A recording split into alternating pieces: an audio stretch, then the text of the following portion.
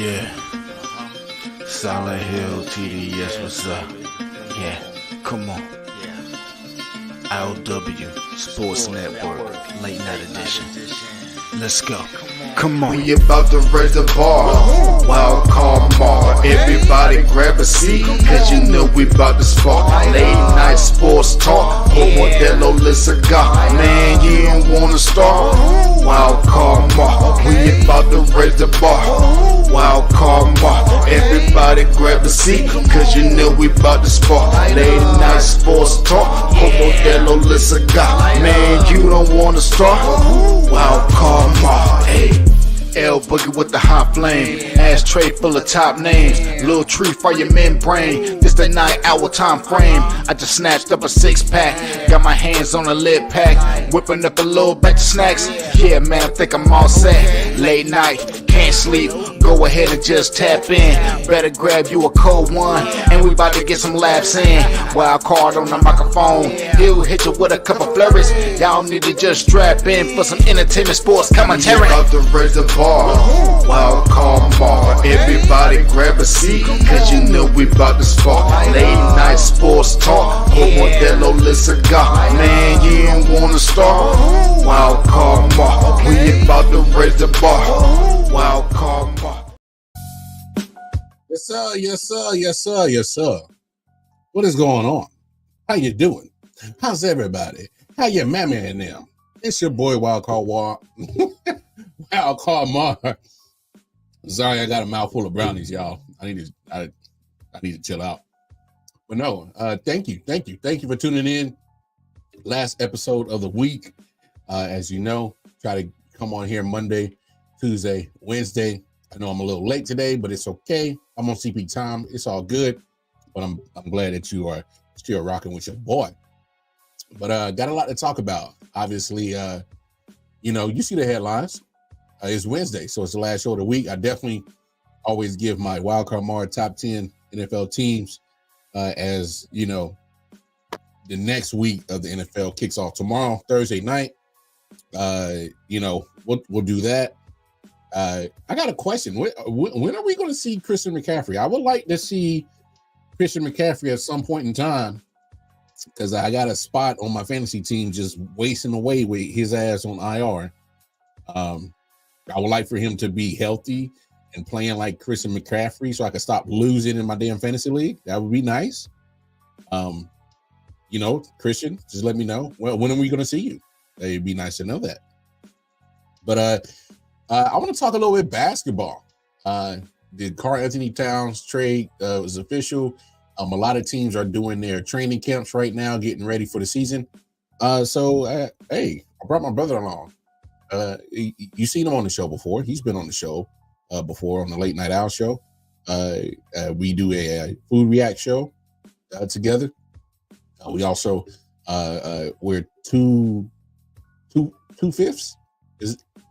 My math might be fucked up. 2/5, yeah, of the 2/6 now. Now it's 6, so 2/6 of now the ever-growing Stully show crew.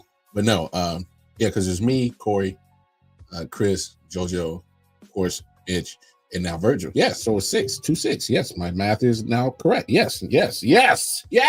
Success. Hey, I had to bring my bro here, man. Hey, you know him as Spike Stully. I call him Mitch. What's up, bro? What's good, dog? Nothing, man. Basketball's right around the corner. It is. Thank goodness. I've missed it, bro. I've missed it. October 2nd. Now that we're in October 2nd, but October 3rd on your East Coast. But still, regardless, the key that that October is coming is because training camp. Yeah. So Jimmy Butler showed up to training camp normal this year, which is odd. That's he must know he's gonna get traded. He must know he's gonna get traded. He's gonna get traded. He's getting traded. I don't know. He's getting traded. I don't. Yeah, but who are you going to trade him for, and who's going to replace that? Who's going to replace his production that he brings in?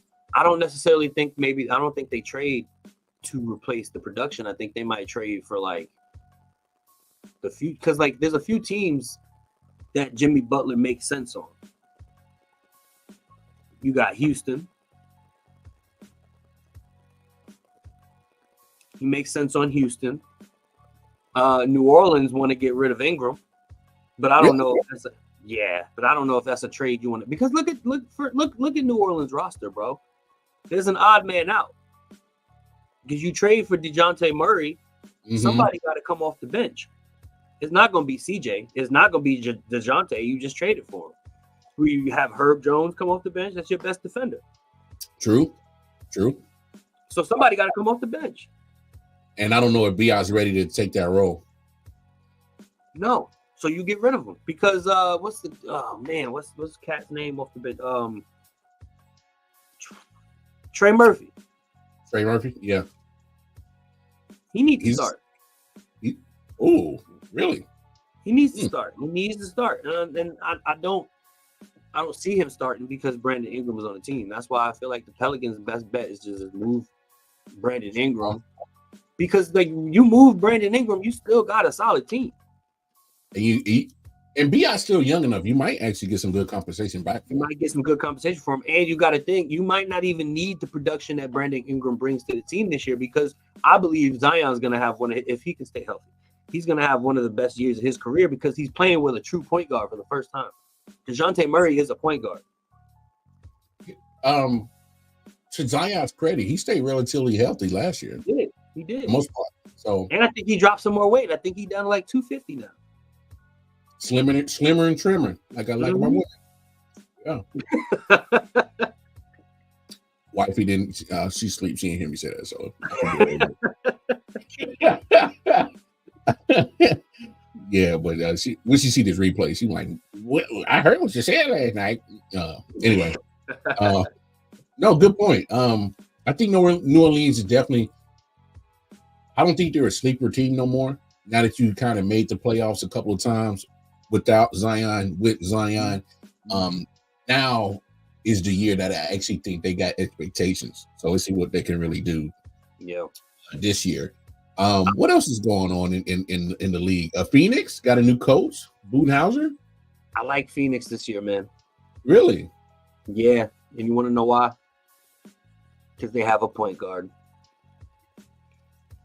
I know he making 50-something million a year. Bring Bradley Beal off the bench. That's bold. You know that, right? I know it's bold. Bring him off the bench, because you got a point. Who again? Okay. You start Book, Bradley Beal, Kevin Durant. Who's your four? Who you putting at the four? Wait, who's your center? Nurkic? Yep. Okay, so I can't put KD at the four. You can't put KD at the four, right? Well, for me, I wouldn't want to, because then he would have to take too much physicality on the defensive side, going to get somebody else's power forward. When I want him energized for his offense. I can't put him at the four. So who's your four? Mason Plumlee? I mean, I'm gonna have to suck it up and put him there. Yeah.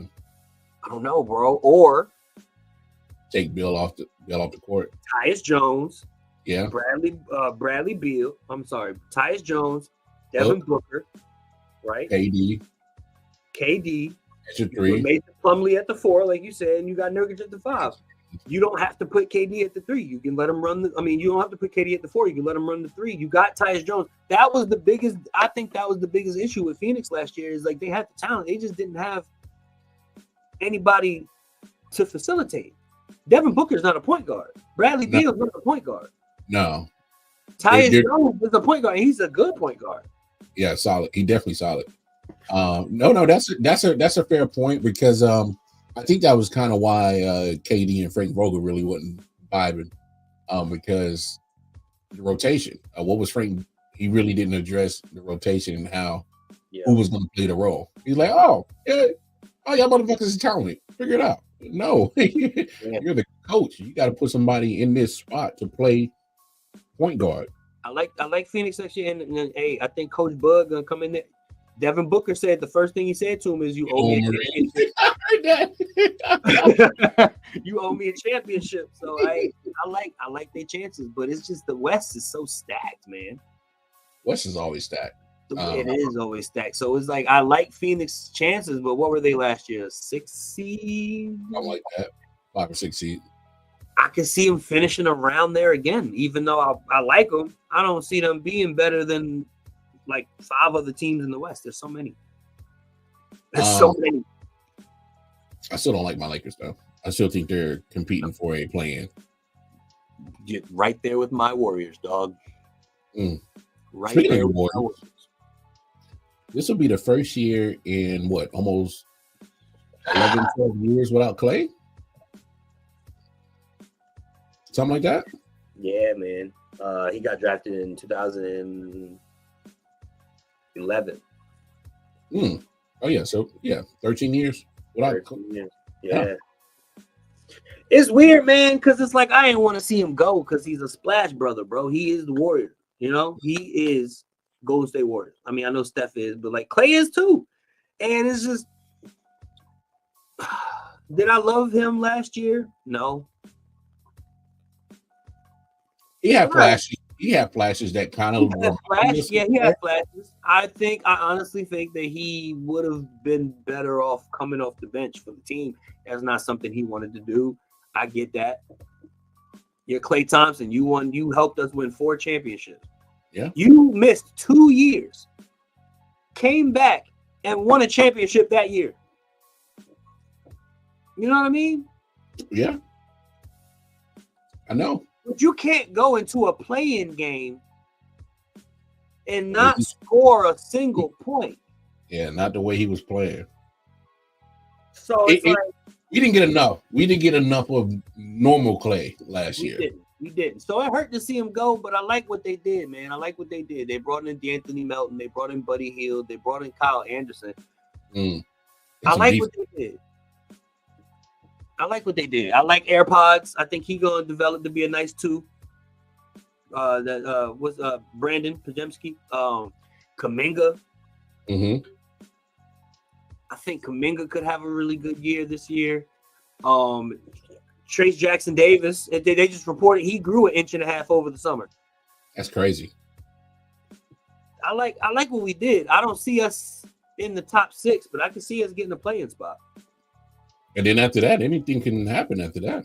You saw what Miami Heat did last year, 2 years ago. Yeah, 2 years ago, rather. Anything can happen after that. So I mean, went to the finals as a play-in team, which is crazy. Insane. Crazy. No, so y'all got too much winning pedigree in that building to not still compete. Yeah, I mean, or at least too much pride, too much, like I said, championship grit and metal that's in that building that is still part of that foundation that helped turn that franchise around. It's too much still left in there. That's part of that. Another thing is now that Clay is gone, that opens up so many more shots for Moses Moody and Kuminga, like all of them. It opens up so many more shots. That's a good point. So let some of your younger talents start flourishing. I feel that. Yeah, we still gonna be like an 8-9 seed though. You'll still as long as number 30 stays healthy and we ain't worried about his jump shot. We ain't worried about it. That's the only shot we got. That's the only shot we got. Yeah. No, I feel you. No, I think the Warriors still be a solid team. Let's look at the East. Let's look at the East. The East. Oh my goodness. Paul George goes to Philly. Yeah, which I hated because I wanted him. He wanted to go to Golden State. He said on the pod he was down to go to Golden State. I think Philly offered him more money. I hate that. I don't like it. And then Golden State didn't want to match it. That's what I think. I mean, obviously, I can't confirm nor deny it. That's what it is. Well, because the Golden State trade, it would have been a trade with the Clippers. Mm-hmm. it would have been a trade with the Clippers, but then when that trade didn't go down, I want to say, if I'm not mistaken, I don't know if it was a team or a player, but it was an option that got declined, obviously. Oh, but then also, if I'm the Clippers, I'm not going to help Golden State beat me, because that didn't he's a direct opponent. That's true too. And I can see why they didn't want to do that. It just sucked. As a Golden State fan, it just sucked. Oh, no, I like him in Philly a lot because he doesn't have to be option 1 or 2 now. Yeah. He could be option 3. And Paul George is a damn good option 3. That's a hell of a good option at 3. Option 3, bro. Man, Paul George is your third option? Oh, wait, what? Life is good. Life is good. Well, I mean, so here's my only knock about PG. Will he be there come playoff time? Because there's been times where lately, I mean, obviously he's getting older. If you banged up, are you going to be, partially here for playoffs? Are you going to be here for the full playoffs? How much? And that's my problem. That's my personal problem with Philly. Is not only is your number 3 option always iffy, your number 1 option is always iffy. Your number 1. So Philly, they look good if they're healthy, but I don't know if they're gonna be healthy long enough to even. You saw Joel Embiid was gonna win MVP last year if he didn't get hurt. Got hurt. He got hurt. Missed a lot of games. He missed too many games. Didn't qualify. No, didn't qualify for now the new rule. You got to play 65 games. Which I'm not mad at. Oh no, I don't hate the rule. So here's the thing: we do know that sports is sports. Injuries are part of it, but something for me when it's the same person that's always hurt over and over, I got to look at you. Like, what are you not doing to take care of your body? Are you not putting in enough work? Are you not investing? Look, say what you want about LeBron. I'm not a big fan of LeBron's basketball game. All right. I respect the man for father philanthropy that he does this. But I'm talking about basketball. You got to respect the fact that he invests in his body and he takes care of it. There's no way you play 20 years at 40 years old if you don't take care of your body. All right. How old is he right now? He's 40, bro. He turns 41 in March or something. That's crazy. Like that. Crazy, bro. And he's still a top 10 player in the league. That's crazy. No, for real. I can't even knock that. He still is a top 10 player in today's NBA. But in the Olympics, he was playing like he was top 3. Oh no, he had some bounce. No, for real, he had some bounce. I was like, oh, for sure.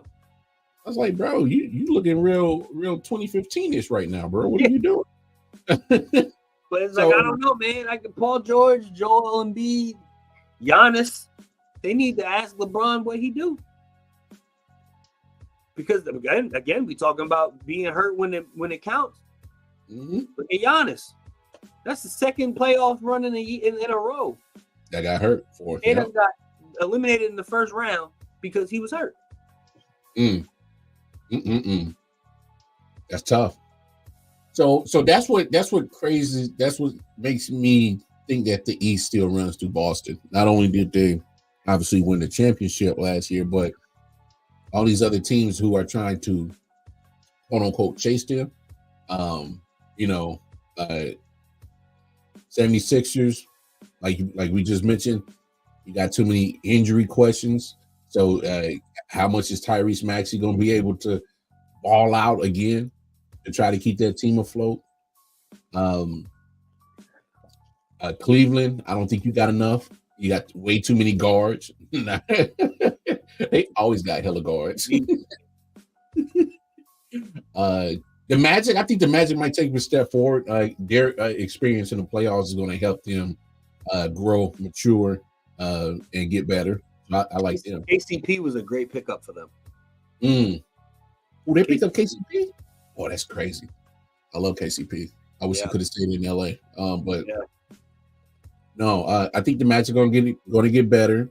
They're not touching Boston though. No.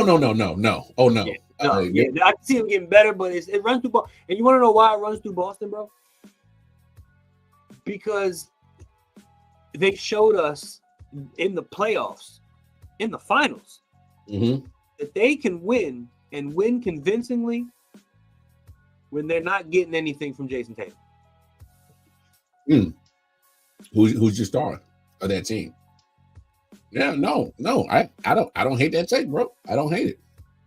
Jason Tatum is their one, but Jaylen Brown is their 1B. I mean, he's not a 2. He's their 1B. Damn. I think you wanted something. I think they might be the only team that has a 1A and a 1B. There's really no 1-2. Because there are times where Tatum is just so trash. But Jaylen Brown could pick up the slack. And there's times where Jaylen Brown might be a little bit off. Tatum picks up the slack. So it's kind of like they imagine how effective Jaylen Brown would be if he learned how to dribble with his left hand. Oh my God. It would be amazing. Monster. Be a monster. I'm trying to tell you, man. Hey.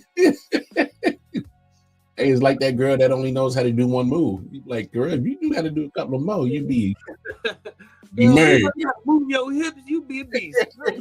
You'd be married right now, girl. I put a ring on that thing, girl. What's up with you? No, man. And then I'll say this about Milwaukee. I didn't like that Dame trade to begin with. I didn't think it was ever going to work out. Because when he got Giannis on the floor, he needs to get to the paint and he needs it cleared out for him to get his offensive going.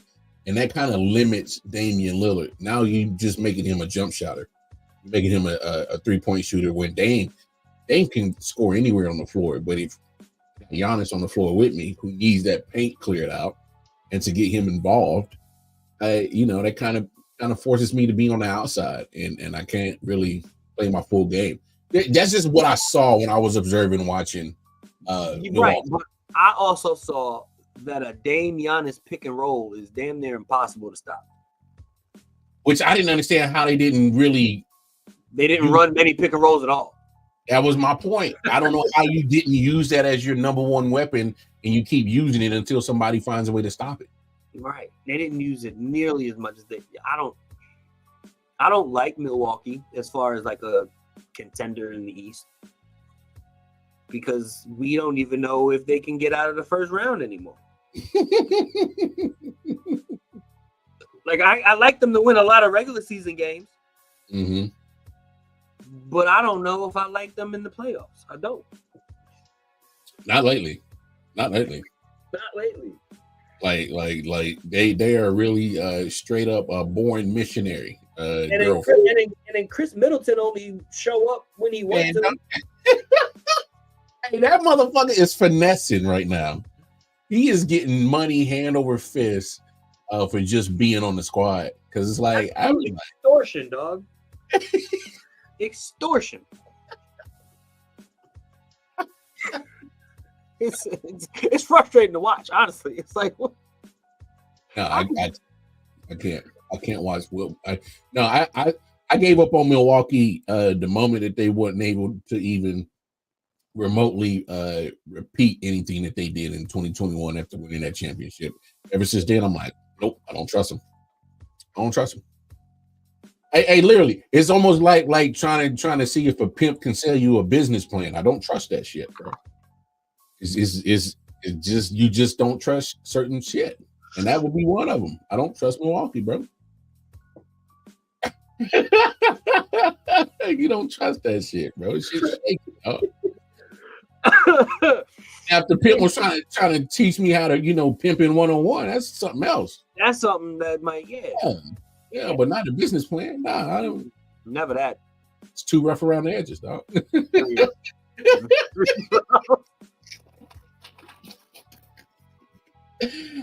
There's one team in the East that definitely need to talk about, as this trade is official now. Karl Anthony Towns is now a part of the New York Knicks. Dante DiVincenzo, Julius Randle goes to Minnesota. Give me your thoughts, because I might be a little bit long-winded on this one. Just give me your thoughts on this trade, man. You like it? You hate it? You think who do you think won? How you really feeling about it, man? Well, do I like it? So, I think the Knicks won the trade. Really? Because the Knicks needed a center, because you don't know what version of Mitch Rob you're getting back. I don't even know how to pronounce the other guy on the team who plays center. I've never seen the name before. I don't know if this man's ever even played NBA minutes. You needed a center. You also learned last year during that playoff run, you don't necessarily need Julius Randle. Right? The Knicks could win a basketball game with 4 players, we learned, apparently. The motherfuckers be hurt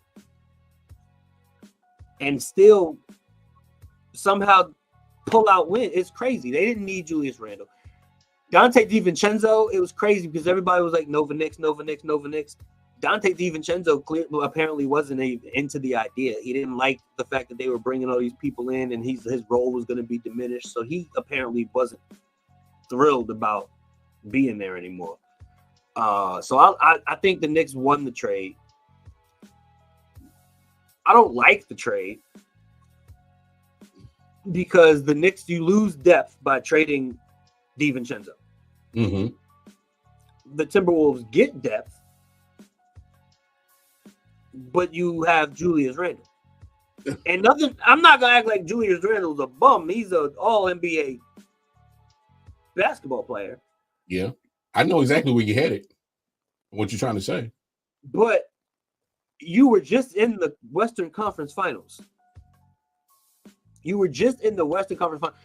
only reason I could see them doing this is because Cat makes a ridiculous amount of money and they wanted some flexibility. Mm-hmm. That's the only reason I can see them doing it. Because why would you not go to the Western Conference Finals and be like, let's run it back, see if we can, you know what I mean?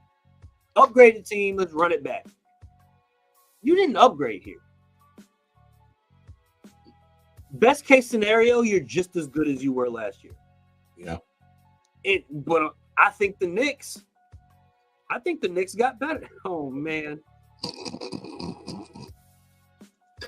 Out of context, that's crazy. With no context, that's crazy, bro. Out of context, that's crazy.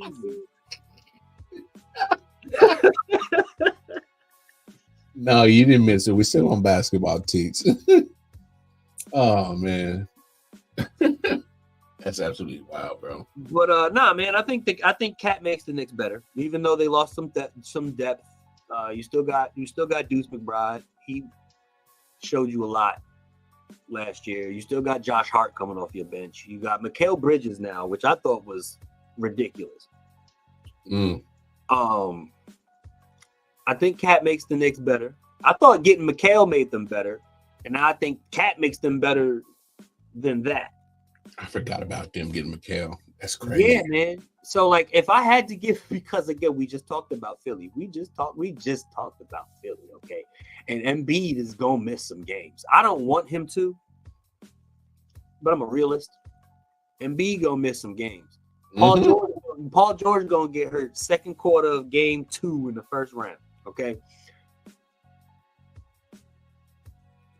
I got Boston and then New York as my top 2 seeds next year. I think Boston, New York are going to be your Eastern Conference final. No, you make some good points. I tell you what, if the Knicks were healthy, Boston, New York would have been your Eastern Conference final this year. Oh, no doubt. Jalen Brunson's hand injury definitely kind of killed the was it total buzzkill for that. Yeah.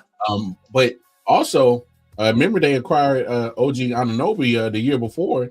So he's your you'll probably move him to you probably move him to your probably your 3, because you got Mikal. I think Mikal would be your 2. Jalen would be your 1. Cat would be your 4, because and I'll explain that in a second, and you'll have Mitchell as your 5. And the only reason why I say that is because here's the part of the trade that I don't like. I don't like the fact that Karl-Anthony Towns is a perimeter big guy, especially offensively. Mm-hmm. He likes to shoot threes. All right, let's just call it what it is. He likes to shoot threes. He likes to, take the mid range. He is not a back him down, fuck you up in the paint type of big guy. That's not his game. It's not. And I think his style of play is not how Tibbs coaches.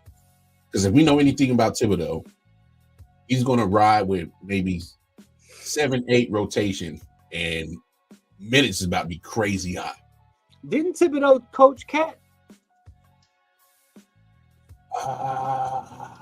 Am I tripping? Did Thibodeau not coach Minnesota once upon a time? No, I believe it was Chicago. I don't know if he ever ended up in Minnesota. Okay, maybe I'm tripping. Oh, you're right. It was no, I'm tripping. Yeah, you're right. It was Chicago. Yeah, you're right. I don't know what I'm thinking. But no, I just don't. Oh, no, Tony the Savant said he coached Minnesota too. Did he? Okay, yeah. So I think that makes it even better. It sounds even better to me now. Tibbs know what he got coming in. You feel me? And I don't know if you know this, bro, but the Knicks have Josh Hart listed as a power forward. Which I know that can't be true. He is on their roster listed as a power forward. Yeah, that can't be true. This man is 6'4". You got point guards taller than him. Okay, so yeah, he did coach. Was 2017 and 2018. Yeah, so he's coached Cat before, man. I think. Yeah, but here's the problem. They went 31-51, 47-35, and then they fired him halfway through 2018 season. You look at the rosters, though. Compare the rosters. No. Well, trust me, that roster did not have Anthony Edwards. Okay, so yeah, there's a definitely it was pretty much Cat and a whole bunch of other people. Right. Yeah. So yeah, oh man, I'm still what's up, Tone? I'm still just like his style of game is just not. I know. I'm not a big fan of Cat's game. I know. I just wish. Anytime I think of Cat, I think of that picture of him trying to post up on Boogie Cousins. Oh, and Boogie ate him up. Boogie was like this, and Cat was like, "What? Oh my goodness!" No, because here's my thing: when you're 7 foot, I think you need to have a certain mentality about you. You gotta be like play up to your size. Like have a mentality that matches your size, and maybe that's too much of me to ask for. Look, I'm 5'11". I got a 7 foot nigga's attitude. I think I'm the biggest nigga in the world. Because I refuse to think. I don't want nobody to think that they gonna push me over just because they bigger than me. I think I have a certain mentality. I've always had it when I played sports. Just because of my size, no, I don't give a fuck. Yeah, I'm a fight, When I played football, I was a corner. I'm going against dude 6'3".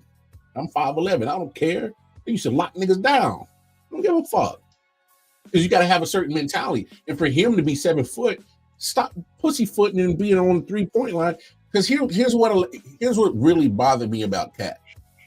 In Minnesota, they literally went out of their way. You know what I'm saying? Literally went out of their way, gave up numerous first-round picks to go get Rudy Gobert. Just for the fact so Cat didn't have to exuberate so much energy being a center. Because he doesn't like playing center. Same issue I got with Anthony Davis. It's the same issue I got with Karl Anthony Towns. For you to be so talented at that size, you need to have a certain mentality about you, and you don't carry that. You don't carry that dog mentality. That's why I get annoyed with Cat. That's why I get annoyed with Anthony Davis, because we're talking about Jokic. We're talking about Embiid. When these two motherfuckers got everything you need in a big man to be that guy that you should talk about, and they not talking about you as an MVP candidate, as a top 5 player. We talking about Embiid that way. We talking about Jokic that way. When these two cats got all the tools to be that and more. That's what bothers me with Cat. That's what bothers me about AD. It's mentality. Yeah. Need you to be the big dog. So that's why I didn't like this trade, because I'm like, you kind of messing up something good, because I really would have loved to see how the Knicks would look with Julius and DiVincenzo, adding Mikal Bridges, OG coming back more healthy, obviously Brunson more healthy. You come back. To me, I thought that it still would have been at least a top 3 team in the East, as it was before the trade. You don't think they are now? Oh no, they're still a top. You're a top 2 team right behind Boston. I mean, just the fact that you have the fact that, hey, Cat is, he is one of the better big men in a small guys league. But I need him to play like a big guy. That's the problem. Yeah. So, without a doubt, the tough guys that were at Kentucky play football, which that Kentucky football program is always delivered tough guys. No cap. Hey, they scrap down there. No cap. So that's why. Like I know my answer is kind of just based off of really how I have a certain disdain of mentality for Cat. But if I take my feelings out of it, it does make sense for the Knicks. Add him to what they did with Mikal, OG, Brunson. So it does make sense, because then you can, if you really think about it, you can hopefully just kind of let Mitchell Robinson just eat all the glass down there, because Cat's not going to be down there. So the post is on. What if they start him at the 5? What Mitchell? No, Cat. No, he won't do it. You don't think so? I think that's why they traded for him, bro. Because I don't think Mitch Rob is going to be healthy to start the season. They needed a center. And like I said, the other center on their roster, I don't even know his name. I don't think he's ever played in the NBA before. I'm not sure this person exists. So they needed somebody to play center if Mitch Rob's not going to be healthy. If they did that for that Mitch, they're going to regret that trade. Because that is the main reason why they absolutely brought Rudy Gobert into Minnesota. Kept bitching and whining about, I got to do all this big man's work. Yes, motherfucker, you big. You big. You supposed to do big man's work. Yes. No, I want to shoot threes. Okay, you won the 3-point contest. Don't make you Steph Curry, nigga. Like, come on, man. So, look, I get it. But if they brought him in to specifically play center, I don't think it's going to work. He wanted that protection from Gobert. He asked for it. He literally asked for that protection from Gobert, and they gave away multiple first. Minnesota was like, or Utah was like, oh, you want to protect that soft ass nigga? Oh, well, you're gonna come off some first rounds for Gobert, bro. Oh yeah. You want to take this contract off our hands? Oh yeah. You come off some first rounds. Yeah, I don't know. So, man. I don't know, bro. If that's what the Knicks' plan was, and obviously, I'm pretty sure we'll hear, more details on what made them made that trade because, like you said, behind Jericho Sims, I don't know who this nigga is. Who's him? Who's that guy? They lost Harvestein. He left. I hated that because I liked Hartenstein on that team. Okay, so if they kept him, I'd have been totally fine with this trade. Yeah. I'd have been totally fine with this trade. I'm like, that makes sense. That makes 100% sense. Mm-hmm. But without him, I'm like, that's why I'm kind of having my reservations about it. Like, did you know Hartenstein was black? Yeah, I knew he was a high yellow boy, highlighter. Yeah, just found that out not too long ago. Yeah, he's a highlighter. He's a highlighter. Through me. Oh, I heard him talk, and I said, "Oh, what? He sound blacker than me." He said, "Huh?" Like something don't sound right. That's a voiceover. That's not him. Like who's playing with this man's voice? Like, y'all got a voice box?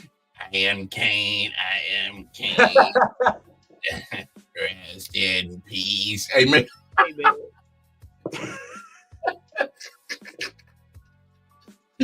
I'm tripping.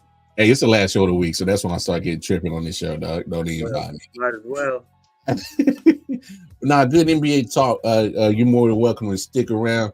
But I want to talk about this real quick as I play this clip. Listen to this. I think it has certainly snowballed downhill here quickly. I mean, I remember that first week of the season. Remember, it was like, is he going to play? Is he not? It's a game time decision.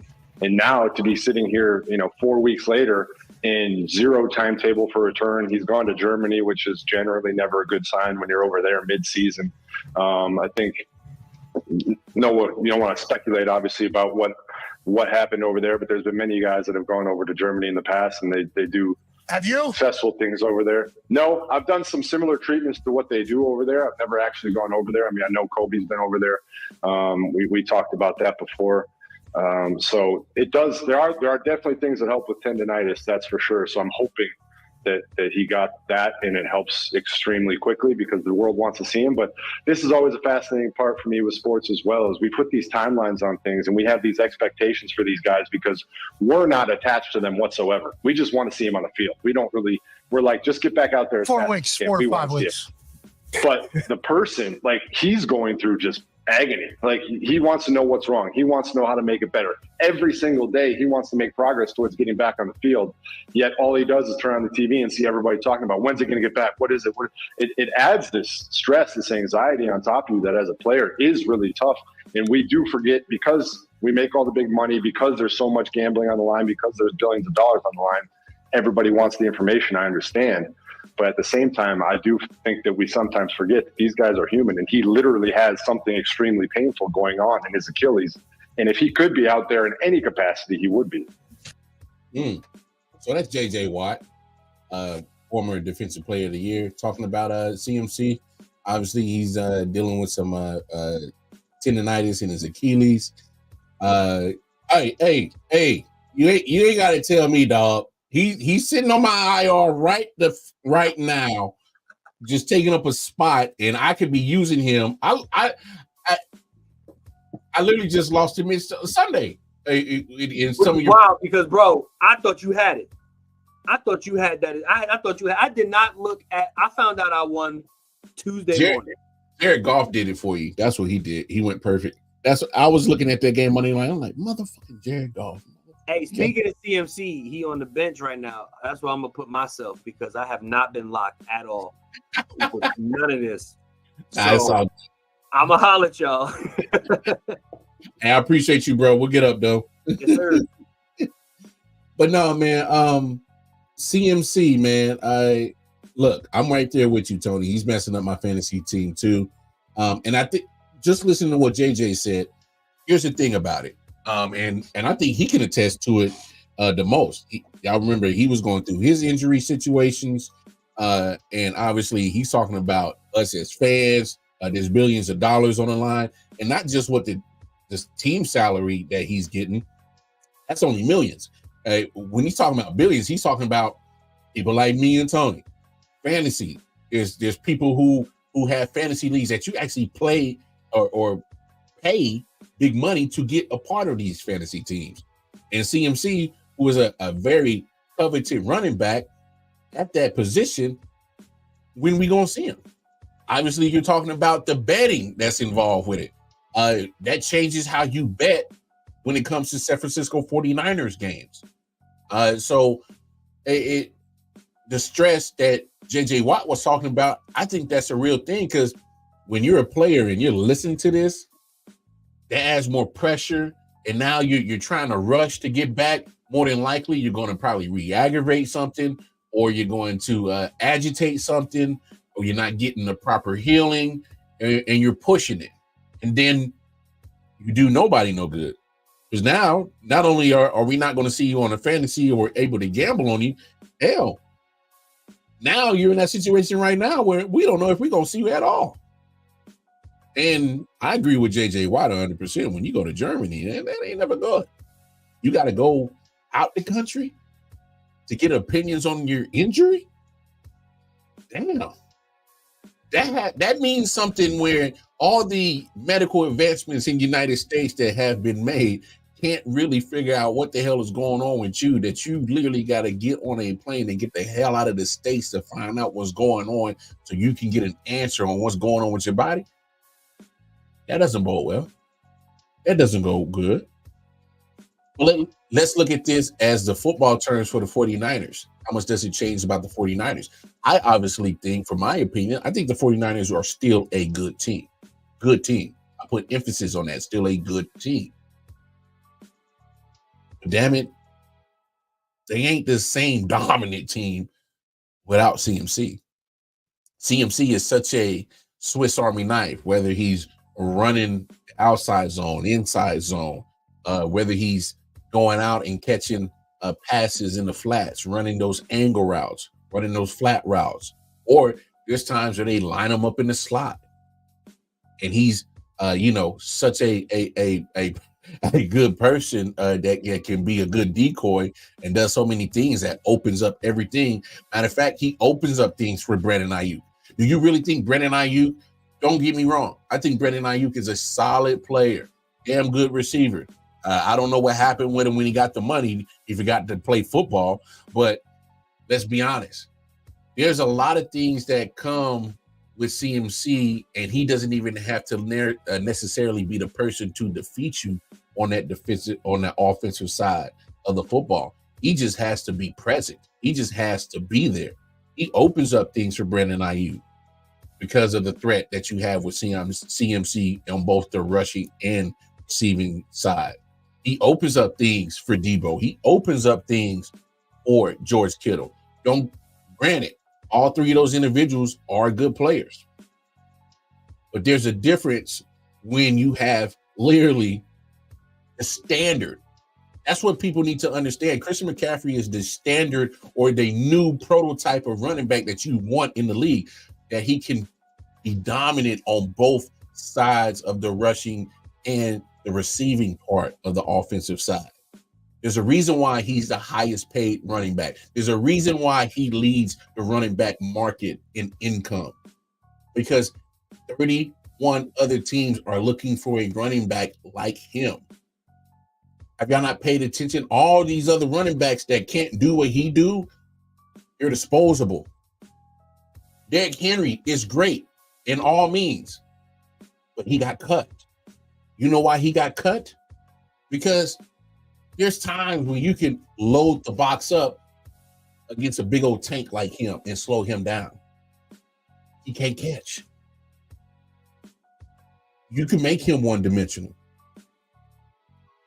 There's a third down, and you in third and long, 3rd and 5 or longer than that, you got to take Derrick Henry off the field. There's not a play that you don't have in your playbook that you cannot use CMC on. Every play he can do. You don't have a play in your playbook that you say, I can't use Christian on that one. No, that's a lie. Every last play on your offensive playbook, you can use Christian McCaffrey on every last single play. You can't say that about a Derrick Henry. You can't say that about certain other running backs who are just ground and pounders. You can't catch the ball as a running back. You're disposable. And your income ain't at the top of the market. Bijan Robinson, when it's time for him to get paid, he has probably about 2 more years left in his rookie deal. Guess where his market is going to be? Guess what? It's going to be next to CMC's because he can do what CMC does. Saquon Barkley, to a certain extent, can do what CMC does. That's why he fought for some of that money. It's levels to this shit. And CMC is at the top of that. So that's why when you say, hey man,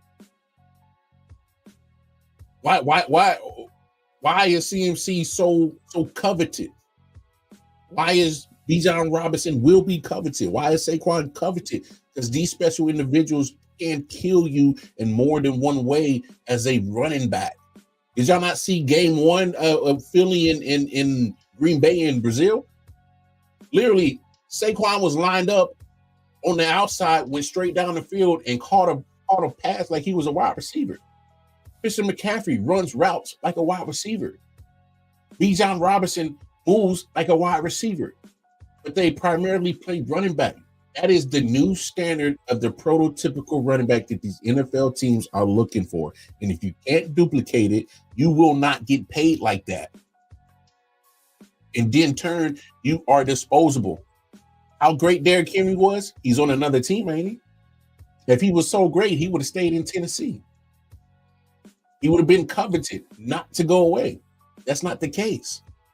But will we ever see CMC? I don't know. It don't sound good right now. It's fucking up my fantasy team. Now I know he's an individual. I know he's a human being. I wish him the best. I really do.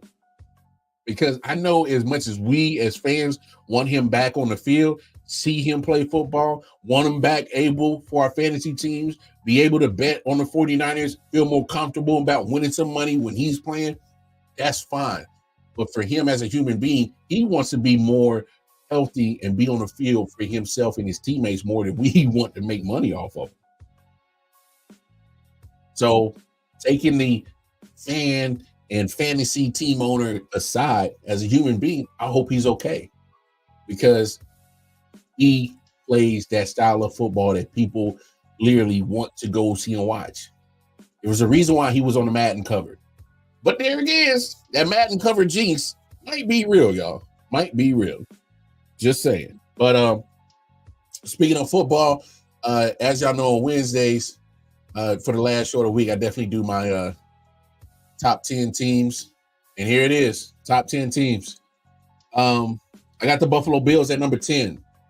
Down 7 spots from last week.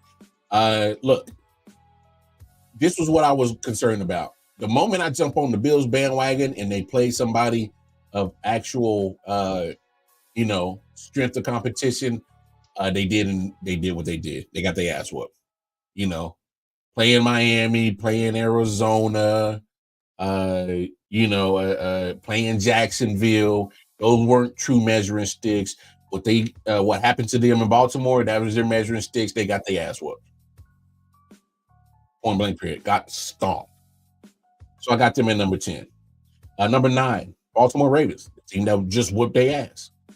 I know Bills are 3-1, and Baltimore is 2-2. But I got to give credit where credit is due. They kicked the dog shit out of Buffalo. I got to put Ravens at number 9. Number 8, Seattle Seahawks, down 3 spots from last week. Tough loss to Detroit. Points and times in that game, I was looking for them to get some stops. They weren't able to. I know it was a funny call on that offensive pick on Tyler Lockett. I didn't like that call, but it is what it is. I'm not gonna put the blame on that ref for that situation. It was just a couple of times where the Seahawks were not able to get stops when they needed them, and that's a true fact. So I can't put that on the ref in that situation. Number 7, Steelers, down 3 spots from the week before. I don't know what happened with you guys against Indy. Not enough offense, not enough defense. I mean, Joe Flacco pretty much played that game, and you guys just found no way to shut old Joe Flacco down. I don't know what happened. Now, don't get me wrong. I saw some of those holding calls that weren't called, but then again, we just got to call it a spade a spade. Not everything is the ref's fault, but there were some calls that it was like, oh, what are you doing? You got to call that. But hey, it is what it is. Can't blame everything on the refs. Number 6, got the Tampa Bay Buccaneers. Way to bounce back to losing to Broncos, and then they took care of business. Point blank period. Took care of business, and I got them up 4 spots from last week, and what a way to bounce back. Number 5, I got the Commanders up 1 spot from last week. Hey, say what you want. Jayden Daniels is the truth. I know I've seen a lot of people comparing the play of C.J. Stroud as a rookie last year, and they're comparing Jayden Daniels to C.J. Stroud of last year. They're saying he's the C.J. Stroud of this year. I get the comparison. I just think Jayden Daniels is the Jayden Daniels of this year. I thought he was a more polished rookie coming out of the draft. My only knock was if he was able to protect himself and not take the unnecessary hits. So far, he's managing to, not take the unnecessary hits so far this year. And hey, 2 games in a row, he's just been masterclass. So I got Commanders at 5. And who would have thought 3-1 watch the Commanders leading the NFC East? Who would have thunk it? I wouldn't have. That's for damn sure. Number 4, Houston Texans up 3 spots from last week. Hey, they made their got that ass whooped by Minnesota the week before, got exposed. They turned around and they took care of business against a trash ass Jacksonville team. So they did what they were supposed to do. So I give credit to C.J. Stroud, the coach. I'm drawing a blank. What's homeboy's name? Such a drawing a blank. And they managed to get their shit together. Somebody help me out. What's the Houston Texas name?